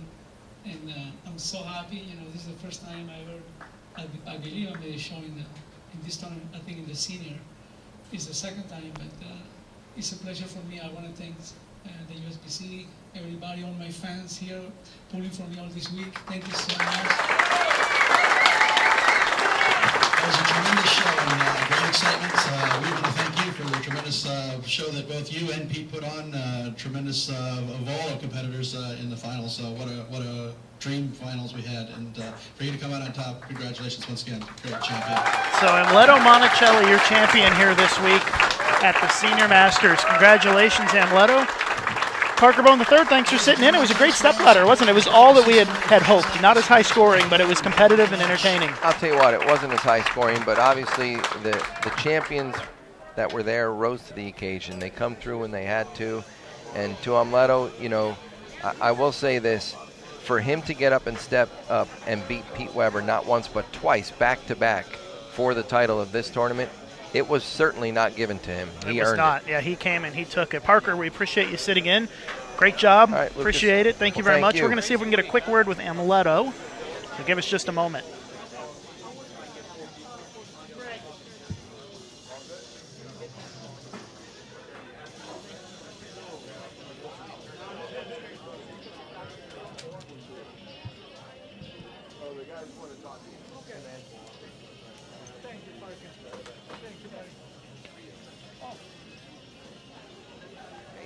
Going to bring in Amleto Monacelli for a moment here, and Amleto, we'll get you on camera so everybody can see you. Congratulations on the win, Amleto. It seemed like throughout match play you had one foot out the door a few times here. You had a match where you lost, a close one. You had a couple where you had a double in the 10th. It has to feel really good to come in here and perform well in the stepladder, given the range of emotions you had over the course of the last couple of days, right? Yes, absolutely. Like I said in the interview before, yesterday was a long day. Like you said, I was 2 times, pretty much done. I never gave up. I just tried to say to myself, just look for the best shot, make the best out of you. And if you come close, fine, but at least you gave your, 110% of it. And every time I did that, it just paid off the right way. It hurt a lot yesterday when I missed the 10th and lost my 4th match. And I pulled it off. I said, just accept things that, like they come, just go all the way now. And here I am talking to you. The scores were a little bit lower in the stepladder than we kind of expected. And you guys, you shot 192 to 190 over Pete in the first match. What changed to allow you guys to be able to ramp it up and throw so many strikes in that last game? Well, the lanes were like a little more dry to the left and a little more pushed down the lane. And the ball that I was using was picking up too early, so I changed from the Warrior. I went to the Game Breaker 2, and that is a lot smoother, in the back end all the way through, and I can control and just do whatever I want with my hand, and just very predictable, and actually made the lane a little more simple, more nice, instead of the other balls would make it a little more aggressive to the front and not so much in the back. Well, Amleto, congratulations. Thank you, I appreciate it. Good bowling this week, and hopefully we'll see you next year for an encore performance, right? Yes. Amleto Monacelli, Thanks, your Luca. champion this week here at the USBC Senior Masters. That's going to do it for now. I'm Lucas Wiseman. Thanks for joining us here on Bull TV. We hope you enjoyed it. If you did, please subscribe to our channel here on Bull TV, and you can get lots of other great events right here on Bull TV. That's all for now. I'm Lucas Wiseman. Thanks to Parker Bone III for sitting in with us, and congratulations again to Amleto Monacelli, as he is your champion this week in Green Bay at the Senior Masters.